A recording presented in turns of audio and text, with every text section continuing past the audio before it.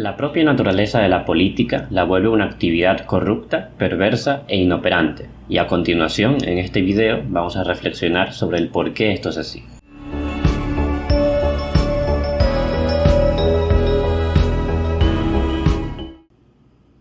Cuando el entorno social, económico o político dentro del Ecuador o de cualquier otro país se vuelve adverso, se vuelve complicado, es común escuchar o que surja la idea entre la ciudadanía de tachar a la política como corrupta, como inoperante o como perversa. Es decir, tratar de hacer entender de que la política, los políticos, los partidos políticos, ya sea del gobierno o de la oposición, no están preocupados por el objetivo común, por los intereses de los ciudadanos, sino que únicamente están preocupados por perseguir sus propios objetivos personales.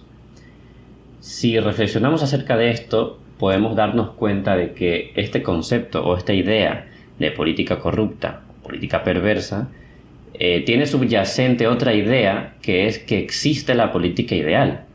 Es decir, si nosotros podemos categorizar a una supuesta política corrupta o perversa o que funciona mal, es porque pensamos en el fondo que esa política que funciona mal la podemos convertir en una política que sí funciona bien, en una política ideal, en una que sí tenga las acciones que surgen, que lleva la política perfectamente alineadas con los objetivos de los ciudadanos. Pero, en mi opinión, si reflexionamos un poco acerca de cuáles son las relaciones naturales que están detrás de la actividad política, podemos darnos cuenta que, en el fondo, esa aparente política perversa o política corrupta en realidad es la política natural. Es decir, es como naturalmente funciona la política, dada la naturaleza de las relaciones personales que rodean a la política. Y para poder entender esto, vamos a explicar un poco acerca de cuál es la naturaleza de esa política. A la política la podemos definir o la podemos entender como distintos grupos de personas, o sea, personas con ideologías distintas. A lo mejor una persona se puede estar categorizando como ideológicamente de derecha, otra persona como ideológicamente de izquierda, otra persona como centro, y dentro de cada una de estas categorizaciones un montón de aristas rodean pequeños detalles que pueden hacer discrepar a una persona con otra, en términos ideológicos. Pues esas personas se agrupan en lo que podemos entender como partidos políticos, las organizaciones políticas, y cada una de esas organizaciones va a tratar de perseguir un objetivo en común. Ese objetivo en común es ganar las elecciones. Cada uno de los partidos políticos debe su existencia a alcanzar el objetivo común de ganar las elecciones. ¿Ganar las elecciones con qué fin? Con alcanzar a manejar, a estar delante, a estar al frente del foco de poder que supone la concentración del poder del Estado. Poder estatal que da acceso no solo a la capacidad de articular la fuerza mediante el poder estatal, sino también a un presupuesto de miles de millones de dólares con el cual poder distribuir y redistribuir recursos a pura elección del partido político ganador de las elecciones. Entonces, como podemos entender a la política como distintas organizaciones políticas compitiendo, combatiendo entre sí por alcanzar un objetivo común que es ganar las elecciones, debemos de reflexionar acerca de cuál es el medio mediante el cual esas organizaciones políticas pueden alcanzar su objetivo. Estando en una democracia, ese medio para alcanzar ese fin es el voto y el respaldo ciudadano. Es decir, la organización política que consiga acaparar mayor cantidad de votos, la que consiga poner detrás de sus espaldas la mayor cantidad de apoyo ciudadano, va a ser la que al fin y al cabo, la que en última instancia va a conseguir su objetivo. Entonces, aquí ya podemos ir viendo cómo se va construyendo el edificio de las relaciones naturales de la política.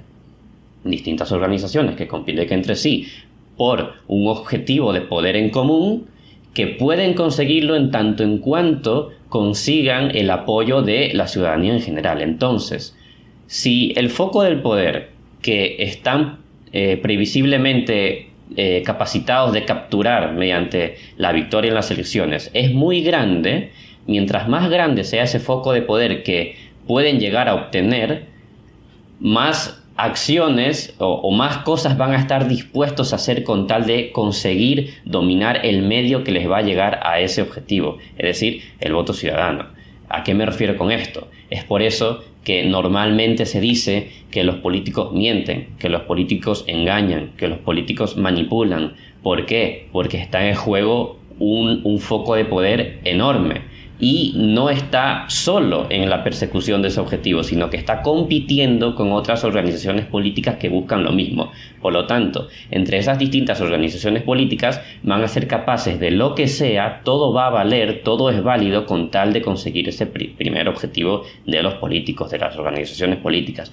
Por eso, normalmente, no solo en campañas electorales, sino a lo largo de todo el ciclo político, porque la política se trata no solo de capturar el poder, sino de mantenerlo a lo largo de esa campaña para conseguir el poder y todo el ciclo consecuente para mantenerlo. Es muy común escuchar mentiras de los políticos, manipulaciones de los políticos, engaños de los políticos. ¿Por qué? Porque todo vale, todo cuenta, todo sirve con tal de obtener y dominar el medio que les va a catapultar a conseguir su objetivo fundamental: mantener, conquistar y mantener el poder.